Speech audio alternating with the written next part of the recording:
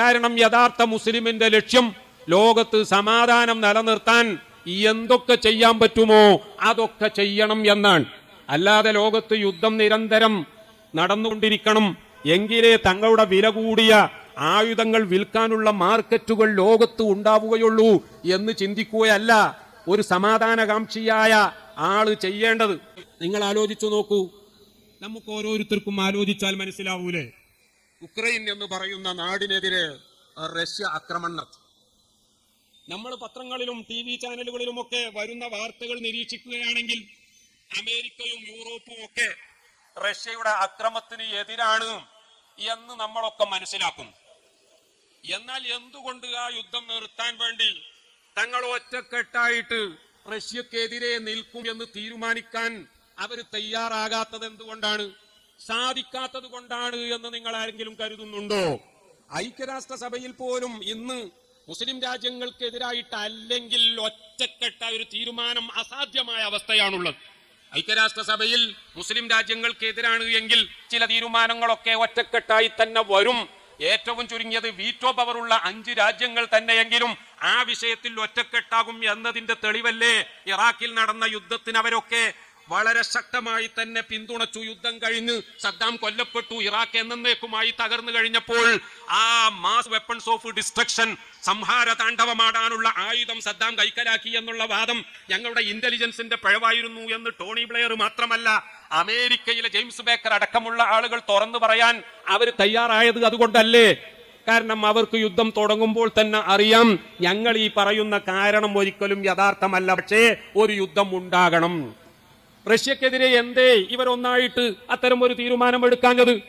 Russia തങ്ങളെ ഒന്നായിട്ട് വിഴുങ്ങും എന്ന പേടിയാണോ? റഷ്യയെ സംബന്ധിച്ച് ഇന്ന് ലോകത്തിന് അത്തരം ഒരു ഭയം തന്നെയില്ല. കാരണം യുക്രൈനോട് വരെ പല യുദ്ധമേഖലകളിലും റഷ്യ തോറ്റുകൊണ്ടിരിക്കുകയാണ് എന്നതാണ് വസ്തുത. നമുക്കറിയാം ഈ യുക്രൈനിൽ റഷ്യ പിടിച്ചടക്കിയ പല സ്ഥലങ്ങളും കൗണ്ടർ അറ്റാക്കിലൂടെ യുക്രൈൻ തിരിച്ചു പിടിക്കാൻ തുടങ്ങി.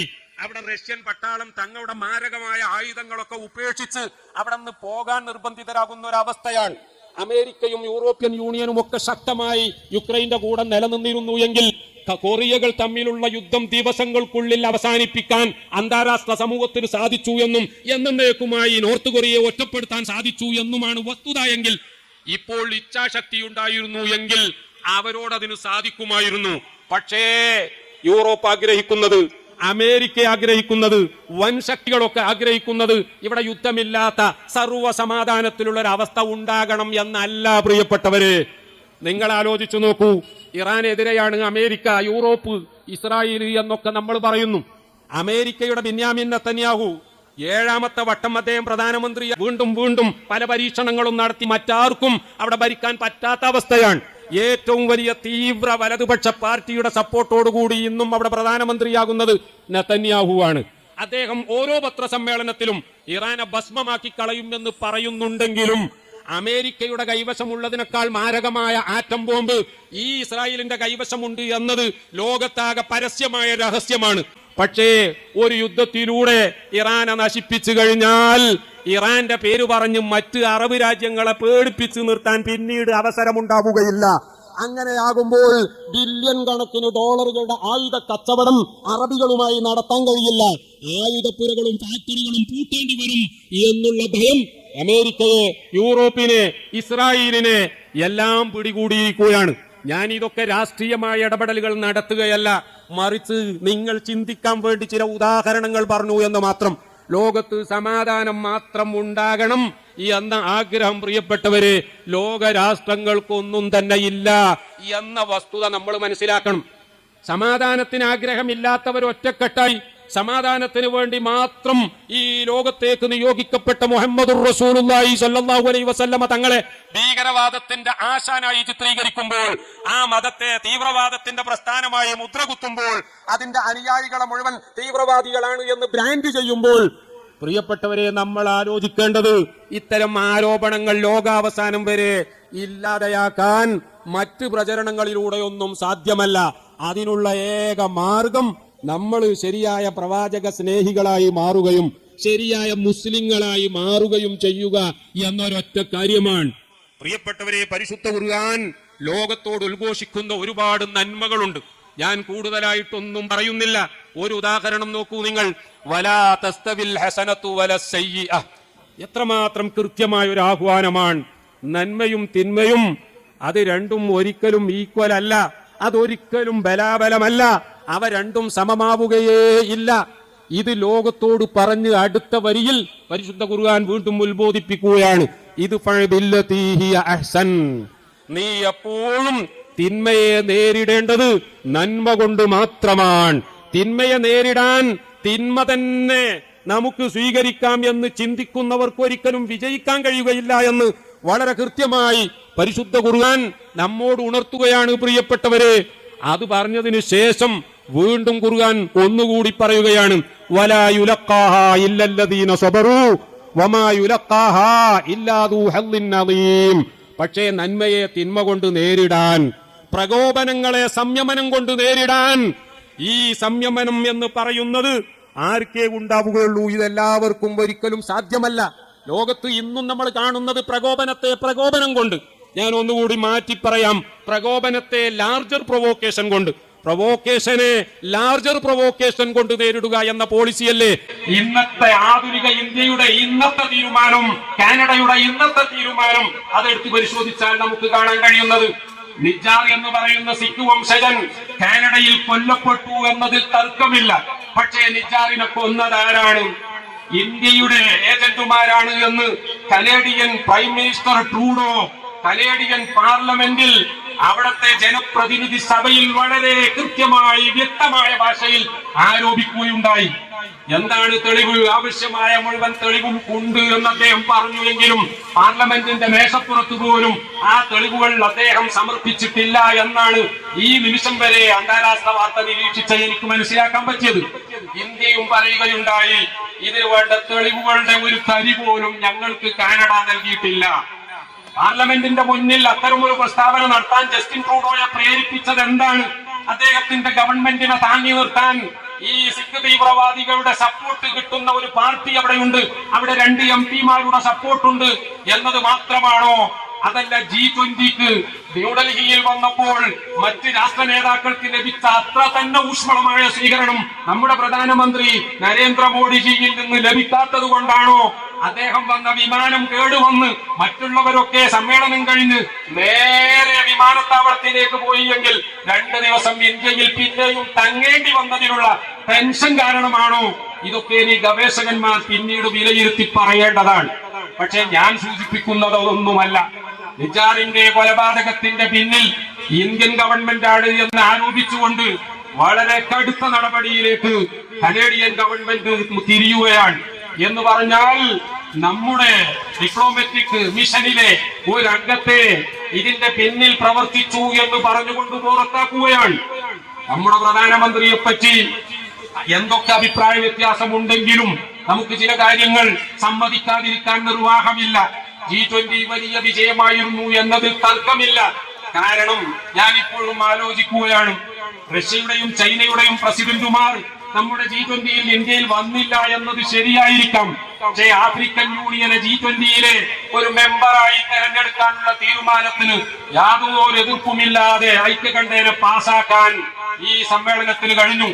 യുക്രൈൻ വിഷയത്തിൽ യുക്രൈനും യൂറോപ്യൻ യൂണിയനും അമേരിക്കക്കും മാത്രം തങ്ങൾ അനുകൂലമാണ് എന്ന ഒരു രീതി അവിടെ പരത്താതെ, റഷ്യക്ക് എതിരാണ് എന്ന് തോന്നിക്കാതെ ഇന്ത്യ രാജ്യത്തിന്റെ താല്പര്യം റഷ്യയുടെയും അമേരിക്കയുടെയും യൂറോപ്പിന്റെയും ഒക്കെ കൂടെ നിൽക്കലാണ് എന്ന് മനസ്സിലാക്കിയ പ്രധാനമന്ത്രി അവരെ ആരെയും ഒപ്പിച്ചില്ല എന്നതൊരു വസ്തുതയാണ്. ഞാനിപ്പോൾ ഓർക്കുന്നത് ലിബിയയിലുണ്ടായ ആ വലിയ പ്രളയത്തെ പറ്റിയാണ്. 20,000 ആളുകളാണ് കഴിഞ്ഞ ആഴ്ച ആഞ്ഞു വീശിയ കാറ്റിലും തൽഫലമായി തകർന്ന 2 ഡാമുകളിൽ നിന്നൊലിച്ച വെള്ളപ്പാച്ചിലും അവിടെ കൊല്ലപ്പെട്ടത് എന്നാണ്. ഇന്നും കടലുകളിൽ നിന്ന് തകർന്ന കെട്ടിടങ്ങളിൽ നിന്ന് മൃതശരീരങ്ങൾ എടുത്തു മാറ്റി തീർന്നിട്ടില്ല എന്നതാണ് ലിബിയയിൽ നിന്ന് വരുന്ന വാർത്ത. ആ ലിബിയയിലെ കേന്ദ്രമായ തലസ്ഥാനമായ ട്രിപ്പോളിയിൽ ഭരണം നടത്തുന്നത് ദബീബ എന്ന അന്താരാഷ്ട്ര സമൂഹത്തിന്റെ സപ്പോർട്ടുള്ള ഭരണകൂടമാണ് എങ്കിൽ കിഴക്കൻ ലിബിയയായ ബെൻഗാസി കേന്ദ്രമായി ഭരണം നടത്തുന്നത് അറബ് രാജ്യങ്ങളിൽ ചിലരുടെ സപ്പോർട്ടുള്ള ഖലീഫ ഹഫ്തറുമാണ് എന്നത് രാഷ്ട്രീയ കാഴ്ചപ്പാടാണ്. നിങ്ങൾക്ക് അതിലൊക്കെ എത്ര താല്പര്യമുണ്ടാകും എന്ന് എനിക്കറിയില്ല. ഞാനിവിടെ ഊന്നി പറയുന്നത് തുർക്കിയിലെ റജബ് തയ്യിബ് എർദോഗാൻ ഗവൺമെന്റ് എന്ന തലത്തിൽ അദ്ദേഹം സപ്പോർട്ട് ചെയ്യുന്നത് ട്രിപ്പോളിയിലെ ഭരണകൂടത്തെയാണ് എങ്കിൽ ഈ പ്രളയം വന്നപ്പോൾ അദ്ദേഹം ഒരുപാട് വിമാനങ്ങളിൽ ദുരിതാശ്വാസ സാധനങ്ങളുമായി ലിബിയയുടെ കിഴക്കൻ നഗരമായ ഖലീഫ ഹഫ്തറിന്റെ ആ അധികാരത്തിൽ കഴിയുന്ന ബെൻഗാസി എയർപോർട്ടിൽ തന്നെ കൊണ്ടുചെന്നിറക്കി ആ ദുരിതാശ്വാസങ്ങൾ ഏറ്റവും കൂടുതൽ പ്രളയം ബാധിച്ച ദർന എന്ന നഗരത്തിലേക്ക് എത്തിക്കാൻ തയ്യാറായ വാർത്ത അന്താരാഷ്ട്ര ചാനലുകളായ BBC-യും CNN-ഉം അതേപോലെ തന്നെ ഫോക്സ് ന്യൂസും ഫ്രാൻസ് 24-ഉം ഒക്കെ കൈകാര്യം ചെയ്ത വിധം ഇതാണ് ഏറ്റവും വലിയ ഡിപ്ലോമസി എന്ന് രേഖപ്പെടുത്തുകയാണ്. എന്ന് പറഞ്ഞാൽ കേന്ദ്രത്തിലെ ഗവൺമെന്റിന്റെ സപ്പോർട്ടറായി നിലനിൽക്കുമ്പോൾ തന്നെ കിഴക്ക് ബംഗാസിയിലെ ഗവൺമെന്റിനെ ഒരിക്കലും വെറുപ്പിക്കാതെ അവിടെയും ഇടപെട്ടു സഹായം ചെയ്തു. ഇതാണ് റജബ് തയ്യിബ് എർദോഗാൻ ചെയ്തത് എങ്കിൽ അതേ നയമാണ് ഇന്ത്യ രാജ്യത്ത് മോഡി G20 സംഘടിപ്പിച്ചപ്പോൾ ചെയ്തത് എന്ന് ചില ചാനലുകൾ റിപ്പോർട്ട് ചെയ്തത് ഇപ്പോൾ എനിക്ക് ഓർമ്മ വരികയാണ്. ഞാൻ പറഞ്ഞത് അത്തരം ചില ഡിപ്ലോമസികൾ നമ്മുടെ രാജ്യത്തിന്റെ താല്പര്യം എന്താണ് എന്ന് നോക്കി ചെയ്യേണ്ടി വരും. അതിലാർക്കും തർക്കമില്ല. പക്ഷേ അത്രയും വളരെയധികം ചിന്തിച്ചുകൊണ്ട് ചെയ്യുന്ന പ്രധാനമന്ത്രിയാണ് എന്ന് മറ്റ് പലരും അഭിപ്രായപ്പെട്ട മോഡിജി പ്രധാനമന്ത്രിയായപ്പോൾ കണ്ടോ, നമ്മുടെ രാജ്യത്തിന്റെ ആഭ്യന്തര പ്രശ്നങ്ങളിൽ ഇടപെടുകയാണ് അവിടെ കാനഡ ചെയ്തത് എന്ന് വ്യാഖ്യാനിച്ചുകൊണ്ട് ടിറ്റ് ഫോർ ടാറ്റ്, അടി എന്നുള്ളൊരു രീതി ഇന്ത്യ ഗവൺമെന്റ് സ്വീകരിച്ചു. ന്യൂഡൽഹിയിലെ കനേഡിയൻ മിഷനിൽ അതേ സ്ഥാനം വഹിക്കുന്ന ഉദ്യോഗസ്ഥനെ പുറത്താക്കാൻ, അതേപോലെ തന്നെ ലോകത്ത് എവിടെയുമുള്ള ഇന്ത്യൻ മിഷനുകളിൽ നിന്ന് ഒരിക്കലും കനേഡിയൻ പൗരന്മാർക്ക് വിസ നൽകില്ല എന്ന് തീരുമാനിക്കാൻ നമ്മുടെ രാജ്യം തീരുമാനമെടുത്തത് ഇന്നത്തെ പത്രങ്ങളിൽ നിങ്ങളൊക്കെ വായിച്ചിട്ടുണ്ടാവും. ഈ ഉദാഹരണം ഞാൻ എന്തിനാ കൊണ്ടുവന്നത്? നിങ്ങൾ ഒരു പക്ഷേ സംശയിക്കും, ഈ ഉസ്താദ് എന്തൊക്കെയാണ് ഈ പറയുന്നത്? ഞാൻ പറയുന്നത് മറ്റൊന്നുമല്ല, എന്താണെന്നറിയാമോ? ലോകത്ത് സഹിഷ്ണുത, അന്താരാഷ്ട്ര കാര്യങ്ങൾ പരിശോധിച്ചാലും ദേശീയ കാര്യങ്ങൾ പരിശോധിച്ചാലും പ്രാദേശിക കാര്യങ്ങൾ പരിശോധിച്ചാലും ഒക്കെ ജനങ്ങളുടെ ചിന്ത തന്നെ മാറിയിരിക്കുകയാണ്. ഇങ്ങോട്ടടിച്ചാൽ അതിന് കൂടുതലായി വോള്യം കൂട്ടിക്കൊണ്ട് സ്ട്രോങ് വർദ്ധിപ്പിച്ചുകൊണ്ട് തിരിച്ചടിക്കുക എന്നുള്ള ഒരു നയത്തിലേക്ക് ലോകം മുഴുവൻ മാറിയിരിക്കുകയാണ്. ഈ ഒരു കാഴ്ചപ്പാട് ലോകത്ത് നിലനിൽക്കുകയാണെങ്കിൽ എന്റെ ചോദ്യം, സമാധാനം എങ്ങനെ നമുക്ക് സാക്ഷാത്കരിക്കാൻ പറ്റും? സൗദി അറേബ്യയിലെ മുഹമ്മദ് ബിൻ സൽമാൻ MBS അവിടുത്തെ ക്രൗൺ പ്രിൻസ് ആണ്. മെനിയാന്ന് അദ്ദേഹത്തെ ഇന്റർവ്യൂ ചെയ്തു. മാർക്ക് എന്ന് പറയുന്ന ലോകോത്തര പത്രപ്രവർത്തകൻ, അദ്ദേഹം ഫ്രാൻസ് 24 ചാനലിലെ ഇന്റർവ്യൂ സംഘടിപ്പിക്കുന്ന ആളാണ്. മാർക്ക് MBS-നോട് ഒരു ചോദ്യം ചോദിക്കുന്നുണ്ട്, ഇറാൻ ആണവായുധം നേടുന്നത് എന്തിനാണ് നിങ്ങൾ ഭയപ്പെടുന്നത്? MBS വളരെ കൃത്യമായി മറുപടി പറയുന്നു, ഇറാൻ എന്നല്ല, ലോകത്ത് ഒരു രാജ്യവും ആണവായുധ ശക്തിയാക്കുന്നത് ഞങ്ങൾ ഇഷ്ടപ്പെടുന്നില്ല. കാരണം ആണവായുധം ഉണ്ടായിട്ട് എന്താണ് കാര്യം? അത് ഉപയോഗിക്കാൻ പാടില്ല എന്നല്ലേ നമ്മുടെയൊക്കെ തീരുമാനം. ഉപയോഗിക്കാൻ പറ്റാത്ത ഒരു ആയുധം വാങ്ങിക്കൂട്ടാൻ വേണ്ടി, അല്ലെങ്കിൽ അത് ഉണ്ടാക്കാൻ വേണ്ടി ജനങ്ങളുടെ ദാരിദ്ര്യം തുടച്ചു മാറ്റുന്നതിലേക്ക് നീക്കേണ്ട കോടികൾ ചെലവാക്കുന്നത് മൗഢ്യം എന്നല്ലാതെ മറ്റെന്താണ് ഞാൻ പറയേണ്ടത് എന്ന MBS-ന്റെ മറുപടി കേട്ടിട്ട് മാർക്ക് അത്ഭുതപ്പെടുകയാണ്. പക്ഷേ അദ്ദേഹം രണ്ടാമതൊരു ചോദ്യം കൂടി MBS-നോട് ചോദിക്കുകയാണ്, അഥവാ ഈ ഉപരോധങ്ങളും എതിർപ്പുകളും ഒക്കെ ഉള്ളപ്പോഴും ഇറാൻ ആണവായുധം കൈക്കലാക്കി എന്ന വസ്തുത യാഥാർത്ഥ്യമായി കഴിഞ്ഞാൽ നിങ്ങൾ എന്തു ചെയ്യും? ഞാൻ നേരത്തെ ഇന്ത്യയുടെയും കാനഡയുടെയും ഉദാഹരണം പറഞ്ഞതിന് തുല്യമായ മറ്റൊരു ഉദാഹരണമാണ് അന്താരാഷ്ട്ര തലത്തിൽ നിന്ന് കൊണ്ടുവരുന്നത്. ആ മറുപടിയിൽ MBS പറയുന്നത് നോക്കൂ, എല്ലാ ഉപരോധങ്ങളും എതിർപ്പുകളും ഒക്കെ ഉണ്ടായിട്ടും ഇറാൻ ആണവായുധം കൈക്കലാക്കി എന്ന വസ്തുതയായി സ്ഥിരീകരിക്കപ്പെടുന്ന പക്ഷം ഒരു നിലക്കല്ലെങ്കിൽ മറ്റൊരു നിലക്ക് ഞങ്ങളും ആണവായുധം കൈക്കലാക്കാൻ വേണ്ടത് ചെയ്യും. പ്രിയപ്പെട്ടവരെ നോക്കൂ, നിങ്ങൾ ലോകം മുഴുവൻ ചിന്തിക്കുന്നത് സമാധാനമല്ല, ഇങ്ങോട്ടടിച്ചാൽ ഡബിൾ സ്ട്രോങ്ങിന് തിരിച്ചടിക്കാൻ എന്തൊരു വഴിയുണ്ട്. അതുകൊണ്ടല്ലേ ഈ അടുത്ത് ആഫ്രിക്കയിലെ നൈജർ എന്ന് പറയുന്ന നാട്ടിൽ പ്രിയപ്പെട്ടവരെ പട്ടാള അട്ടിമറി നടന്നു. അവിടെ ഇക്കോവാസ് എന്ന് പറയുന്ന പശ്ചിമേഷ്യൻ രാജ്യങ്ങളുടെ കൂട്ടായ്മ അവര് ഇടപെടാൻ തീരുമാനിച്ചു. ഞങ്ങൾ സൈന്യത്തെ നിയോഗിക്കും എന്ന് പറഞ്ഞു. നൈജറിന് സപ്പോർട്ടായി ബുർക്കിന ഫാസോ രംഗത്ത് വന്നു. പിറ്റേന്ന് മാലി എന്ന് പറയുന്ന രാജ്യം മുന്നോട്ട് വന്നു. ആ രണ്ട് രാജ്യങ്ങളിലും നേരത്തെ ഫ്രാൻസിന്റെ സൈനിക സാന്നിധ്യത്തെ എതിർത്തുകൊണ്ട് പട്ടാള അട്ടിമറി നടന്ന രാജ്യങ്ങളാണ്. ആ രണ്ട് രാജ്യങ്ങളും മുന്നോട്ട് വന്നുകൊണ്ട് പറഞ്ഞു, നൈജറിനെ തൊട്ടാൽ അക്കളി തീക്കളിയായിരിക്കും, സൂക്ഷിച്ചോ, ഞങ്ങളുടെ പട്ടാളത്തെ ഞങ്ങൾ നൈജറിൽ വിന്യസിക്കാൻ പോവുകയാണ്. നോക്കണം, ഐക്യരാഷ്ട്ര സഭക്ക് ഒന്നും ചെയ്യാൻ പറ്റിയില്ല, യൂറോപ്യൻ യൂണിയന് അനങ്ങാൻ പറ്റിയില്ല. മാത്രമല്ല അവിടെയൊക്കെ സൈനിക സാന്നിധ്യമുള്ള ഫ്രാൻസ് ബുർക്കിന ഫാസോയിൽ നിന്നും മാലിയിൽ നിന്നും സൈന്യങ്ങളെ പിൻവലിക്കാൻ നിർബന്ധിതരായപ്പോൾ ഞങ്ങൾ നൈജറിൽ നിന്ന് പിൻവലിക്കൂല എന്ന് പറഞ്ഞപ്പോൾ അവരുടെ 1500 പട്ടാളക്കാരെ അവിടെ തന്നെ നിലനിർത്തുകയാണെങ്കിൽ അവരുടെ അംബാസിഡറെ വീട്ടുതടങ്കലിലാക്കി നൈജർ വെല്ലുവിളിച്ചിരിക്കുകയാണ്. ഫ്രാൻസിനൊന്നും ചെയ്യാൻ പറ്റിയില്ല, ആഫ്രിക്കൻ യൂണിയൻ ഒന്നും ചെയ്യാൻ പറ്റിയില്ല. പറഞ്ഞത് ലോകം അസഹിഷ്ണുതയുടെ നേരെ വളരെ ശക്തമായി മുന്നേറുകയാണ്. ഇവിടെയാണ് ബഹുമാനപ്പെട്ട മുഹമ്മദ് റസൂലുള്ളാഹി 1400 വർഷങ്ങൾക്ക് മുമ്പ് പ്രിയപ്പെട്ടവരെ ലോകത്തോട് പറഞ്ഞതാണ്. ഞാൻ നേരത്തെ നിങ്ങളെ കേൾപ്പിച്ചത്, വലാ തസ്തവിൽ ഹസനത്തു വല സയ്യിഅ, ഒരിക്കലും നന്മയും തിന്മയും ഒരിക്കലും നെവർ ഈക്വൽ, അവ ഒരിക്കലും സമമല്ല. ഇത് നീ എപ്പോഴും തിന്മയെ നേരിടേണ്ടത് നന്മ കൊണ്ടാണ്. തിന്മയെ നേരിടാൻ നന്മയാണ് നീ ഉപയോഗപ്പെടുത്തുന്നതെങ്കിൽ അതിന്റെ അനന്തര ഫലം എന്തായിരിക്കുമെന്നറിയാമോ?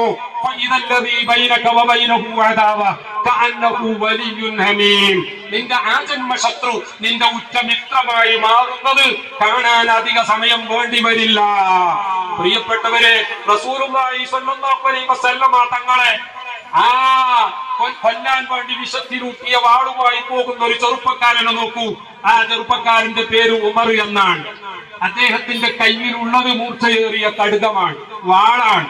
പോകുന്നത് എങ്ങോട്ടാണെന്നറിയാമോ? ചെറുപ്പക്കാരെ തെറ്റിപ്പിക്കുന്ന വഴിതെറ്റിക്കുന്ന ഒരു പ്രവാചകവാദി വന്നിട്ടുണ്ട്. അവന്റെ പേര് മുഹമ്മദാണ്. അവന്റെ തലയെടുക്കാൻ വേണ്ടിയാണ് ഞാൻ പോകുന്നത് എന്ന് പറഞ്ഞുകൊണ്ട് ഊരിപ്പിടിച്ച വാളുമായി പോകുന്ന ചെറുപ്പക്കാരൻ പോകുന്ന വഴിയെ തന്റെ സിസ്റ്റർ, തന്റെ പെങ്ങളുടെ വീട്ടിന്റെ അടുത്തെത്തിയപ്പോൾ അവിടെ മറ്റൊരു ചെറുപ്പക്കാരനെ കാണാൻ ഇടയാവുകയാണ്. ആ ചെറുപ്പക്കാരൻ കയ്യിൽ ഊരിപ്പിടിച്ച വാളുമായി പോകുന്ന ഉമറിനെ അഭിസംബോധന ചെയ്തു. ചോദിക്കുന്നു, where are you going sir? എവിടെ പോവുകയാണ്? ഉമർ പറഞ്ഞു, ഞാൻ മുഹമ്മദിന്റെ അടുത്ത് പോവുകയാണ്. എന്തിന്? തലയെടുക്കാൻ പോവുകയാണ്. എന്താ പ്രശ്നം? ഉമർ വളരെ ഓപ്പണായി പറഞ്ഞു. ചെറുപ്പക്കാരെ മുഴുവൻ വഴിതെറ്റിക്കുകയാണ്, അവരെ പുതിയ മതത്തിലേക്ക് ക്ഷണിക്കുകയാണ്. ഇത് ഈ നാട്ടിൽ ഒരിക്കലും ഞാൻ അനുവദിക്കുകയില്ല. ഇപ്പൊ പോയി തല മുറിച്ച് ഞാൻ കൊണ്ടുവരും. ഓ, എന്നാൽ ഡോണ്ട് ബി ഹറി, ധൃതി കൂട്ടണ്ട. നീ ആദ്യം ഒരു കാര്യം ചെയ്യും, നിന്റെ സ്വന്തം പെങ്ങളുടെ വീട്ടിൽ പോ. ആ വീട്ടിൽ പോയിട്ട് നീ ഒന്ന് നിന്റെ പെങ്ങളെയും അളിയനെയും നന്നാക്ക്. കാരണം അവര് രണ്ടുപേരും നീ ഇപ്പോൾ ഈ പറഞ്ഞ ചെറുപ്പക്കാരെ വഴിതെറ്റിക്കുന്നു എന്ന് പറഞ്ഞ മുഹമ്മദില്ലേ, ആ മുഹമ്മദിന്റെ അനുയായികളായി മാറിയിട്ടുണ്ട്. നീ നേരെ അവിടെ ചെല്ലു, എന്നിട്ട് പോകാം മുഹമ്മദിന്റെ തലയെടുക്കാൻ. ഇത് കേട്ട ഉമർ അല്പം പോലും ശങ്കിച്ചു നൽകാതെ സ്വന്തം പെങ്ങളുടെ വീട്ടിലേക്ക് പോവുകയാണ്. വാതില് പുറത്ത് അദ്ദേഹം എത്തിയപ്പോൾ അകത്ത് നിന്നൊരു പ്രത്യേക ശബ്ദം കേൾക്കുന്നു. ആ ശബ്ദം കേട്ടപ്പോൾ ഉമറിന് മനസ്സിലായി തന്റെ പെങ്ങളും അളിയനും പുതിയ പാർട്ടിയിൽ ചേർന്നിരിക്കുകയാണ്. അതിന്റെ ചില പാഠങ്ങൾ അഭ്യസിക്കുകയാണ് അവർ. കഥകിൽ മുട്ടി, തുറക്കുന്നില്ല. വീണ്ടും മുട്ടി. അപ്പോൾ പറയുന്നത്, വെയിറ്റ് ചെയ്യൂ, അല്പം കാത്തിരിക്കൂ എന്നാണ്. കാരണം പെങ്ങൾക്ക് അളിയനെ കട്ടിലിനടിയിൽ ഒളിപ്പിക്കേണ്ടതുണ്ട്. ആ പെങ്ങൾക്ക് അളിയനെ കട്ടിലിനടിയിൽ ഒളിപ്പിക്കാൻ സാവകാശം ആവശ്യമുണ്ട്. അതുകൊണ്ടാ കഥക് തുറക്കാത്തത്. അളിയനെ കട്ടിലിനടിയിൽ ഒളിപ്പിച്ചതിന് ശേഷം പെങ്ങൾ വാതിൽ തുറക്കുകയാണ്. വാതിൽ തുറന്നപ്പോൾ ഉമർ ചോദിക്കുന്നു, ഞാനിപ്പോ ഈ വീട്ടിനുള്ളിൽ നിന്നൊരു പ്രത്യേക ശബ്ദം കേട്ടല്ലോ, എന്താണത്? അത് നിന്നെ കേൾപ്പിക്കാൻ പറ്റില്ല എന്ന് ധൈര്യപൂർവ്വം ആ സ്ത്രീ മനസ്സ് തുറന്നു പറയുകയാണ്. തന്റെ സഹോദരനെ പറ്റി, സഹോദരന്റെ ശൗര്യത്തെ പറ്റിയും ക്രൗര്യത്തെ പറ്റിയും നന്നായി ബോധ്യമുള്ള ആ പെങ്ങൾ പക്ഷേ അല്പം പോലും പതറിയില്ല. അവര് പറഞ്ഞു, നിന്നെ കേൾപ്പിക്കാൻ പറ്റില്ല. ഉമർ റളിയല്ലാഹു അൻഹു പറഞ്ഞു, എനിക്ക് കേൾക്കണം, നിങ്ങൾ വായിച്ചുകൊണ്ടിരുന്ന പുസ്തകം എനിക്ക് വായിക്കണം. ഉടനെ പെങ്ങൾ പറഞ്ഞു, പക്ഷേ ഇത് വൃത്തിയില്ലാത്തവർക്ക് നൽകാൻ സാധ്യമല്ല, നീ പോയി കുളിച്ച് വൃത്തിയായി വായെങ്കിൽ തരാം. പെട്ടെന്ന് കണ്ടോ എന്താണ് അവിടെ സംഭവിക്കുന്നത്? ഉമർ പോവുകയാണ്, കുളിച്ച് വൃത്തിയായി വരികയാണ്. ആ സമയത്താണ് വായിച്ചുകൊണ്ടിരുന്ന പുസ്തകം ഉമറിന്റെ കയ്യിലേക്ക് കൊടുക്കുന്നത്. ഉമർ അതിന്റെ പേജ് തുറന്നു നോക്കി വായിക്കുകയാണ്. താഹ മാ അൻസൽനാ അലൈക്കൽ ഖുർആന ലിതശ്ഖാ ഇല്ലാ തദ്കിറത്തൻ ലിമൻ യഖ്ശാ തൻസീലൻ മിമ്മൻ ഖലഖൽ അർള വസ്സമാവാതിൽ ഉലാ الرحمن على العرش استوى إن تجهر بالقول فإنه يعلم السر وأخفى الله لا إله إلا هو അത്രയും മോദനം സമയം കിട്ടിയുള്ളൂ. അപ്പോഴേക്കും ഉമറിന്റെ ഹൃദയം മാറുകയാണ്.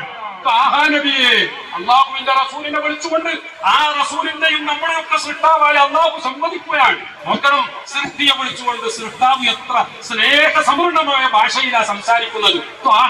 വല്ലാത്തൊരു വിളി. ത്വാഹയെ വിളിച്ചുകൊണ്ട് പറയുന്ന കാര്യം എന്താ? മാ അൻസൽനാ അലൈക്കൽ ഖുർആന ലിതശ്ഖാ. ഈ ദിവ്യഗ്രന്ഥം നൽകുന്നത് നിങ്ങൾ പ്രയാസപ്പെടാൻ വേണ്ടിയല്ല. നോക്കണം, നമ്മളൊക്കെ ആലോചിക്കേണ്ടതാ. നമ്മൾ ഈ വേദഗ്രന്ഥത്തിന്റെ ആളുകളായത് നമ്മൾ കഷ്ടപ്പെടാൻ വേണ്ടിയോ, നമ്മൾ മറ്റുള്ളവരുടെ ദൃഷ്ടിയിൽ ഒന്നിനും കൊള്ളാത്തവരായി മാറാൻ വേണ്ടിയോ ഒന്നുമല്ല പ്രിയപ്പെട്ടവരെ.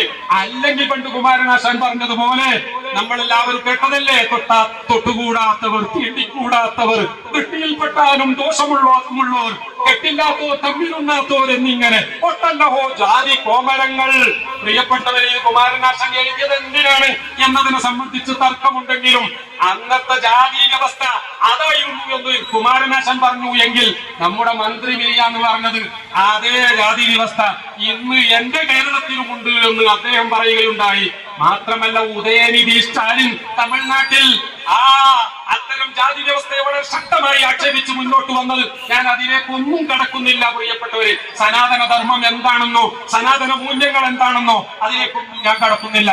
ഞാൻ പറഞ്ഞു വന്നത് പ്രിയപ്പെട്ടവര്, പരിശുദ്ധ ഖുർആൻ പറയുകയാണ്, നിങ്ങൾ അൺടച്ചബിൾ ആകാനോ മറ്റുള്ളവരുടെ മുന്നിൽ നിങ്ങൾ ഒന്നിനും കൊള്ളാത്തവരാകാനോ അല്ല. മാ അൻസൽനാ അലൈക്കൽ ഖുർആന ലിതശ്ഖാ. നിങ്ങൾ കഷ്ടപ്പെടാൻ വേണ്ടിയോ പ്രയാസപ്പെടാൻ വേണ്ടിയോ അല്ല ഈ ദിവ്യഗ്രന്ഥം നിങ്ങൾക്ക് നൽകിയിട്ടുള്ളത്. ഇതനുസരിച്ച് നിങ്ങൾ ജീവിച്ചാൽ പ്രപഞ്ചത്തിന്റെ മുഴുവൻ സൃഷ്ടാവിന്റെ ഇംഗിതത്തിന് വഴങ്ങിയവരായി നിങ്ങൾ മാറും. അങ്ങനെ സൃഷ്ടാവിനനുസരിക്കുന്ന സൃഷ്ടികളായി നിങ്ങൾ മാറിയാൽ സൃഷ്ടാവ് തയ്യാറാക്കിയ സ്വർഗത്തിലേക്ക് നിങ്ങൾക്ക് കടന്നു ചെല്ലാം എന്നതാണ് പരിശുദ്ധ ഖുർആൻ പ്രഖ്യാപിച്ചത് എങ്കിൽ അത് വാങ്ങി വായിച്ച ഉമർ ഇബ്നുൽ ഖത്താബ് റളിയല്ലാഹു അൻഹു പ്രിയപ്പെട്ടവരെ ആ വാളുമായി അതാ റസൂലുള്ളാഹി സ്വല്ലല്ലാഹു അലൈഹി വസല്ലമ തങ്ങളുടെ ഹദ്റത്തിലേക്ക് പോവുകയാണ്. ബഹുമാനപ്പെട്ട ഇബ്നു അബ്ബാസ് റളിയല്ലാഹു അൻഹുമ റസൂലുള്ളാഹി സ്വല്ലല്ലാഹു അലൈഹി വസല്ലമ തങ്ങളുടെ വീട്ടിൽ കാവൽക്കാരനായുണ്ട്. അദ്ദേഹം ദൂരത്തേക്ക് ഇടക്കിടക്ക് നോക്കുന്നുണ്ട്. കാരണം ശത്രുക്കളുടെ ഭീഷണി ഒഴിയാത്തൊരു സമയമാണ്. അതുകൊണ്ട് തന്നെ ആരാ വരുന്നത് എന്ന് ഇടക്കിടക്ക് ശ്രദ്ധിച്ചുകൊണ്ടേ ഉമർ റളിയല്ലാഹു അൻഹുവിന്റെ രൂപം തന്റെ കണ്ണിൽപ്പെട്ടപ്പോൾ ഭയവിഹ്വലനായ ഇബ്നു അബ്ബാസ് റളിയല്ലാഹു അൻഹു അല്ലാഹുവിന്റെ റസൂലിനോട് പറയുകയാണ്, തങ്ങളെ സംഗതി അത്ര പഥ്യമല്ല, എനിക്ക് തോന്നുന്നത് എന്തോ ഒരു പന്തികേട് തോന്നുന്നു. ഉമർ കയ്യിൽ വാളുമായി വരുന്നുണ്ട്. അല്ലാഹുവിന്റെ റസൂൽ ആരാ പ്രിയപ്പെട്ടവരെ? സാധാരണക്കാരാണെന്നോ മരിച്ചാൽ ദുർഗന്ധം കൊണ്ട് മറ്റുള്ളവർ ബുദ്ധിമുട്ടാതിരിക്കാൻ വേണ്ടിയാണ് കുഴിച്ചിട്ടത് എന്നൊന്നും പറയുന്നവർ യഥാർത്ഥ മുസ്ലിം അല്ല എന്ന് പറയുക തന്നെ വേണം. ഞാൻ വിശദീകരണത്തിലേക്ക് കടക്കുന്നില്ല. അല്ലാഹുവിന്റെ റസൂൽ ആരാ? അല്ലാഹുവിന്റെ റസൂലും സിദ്ദീഖുൽ അക്ബർ റളിയല്ലാഹു അൻഹു മാത്രം ഒരു ഗുഹയിൽ അകപ്പെട്ട സംഭവം നിങ്ങൾക്ക് ഓർമ്മയില്ലേ? ശത്രുക്കളാകത്ത് എറിഞ്ഞു വരുന്നു. അവര് രണ്ടുപേരും കഴിഞ്ഞുകൂടുന്ന ആ ഗുഹയുടെ തൊട്ട് മേലെ അവരെത്തിയിരിക്കുകയാണ്. സിദ്ദീഖ് റളിയല്ലാഹു അൻഹു മേൽപോട്ട് നോക്കിയപ്പോൾ ആ ഗുഹക്കുള്ള ദ്വാരത്തിലൂടെ കാണുകയാണ് ശത്രുക്കളുടെ കാൽപാദങ്ങൾ.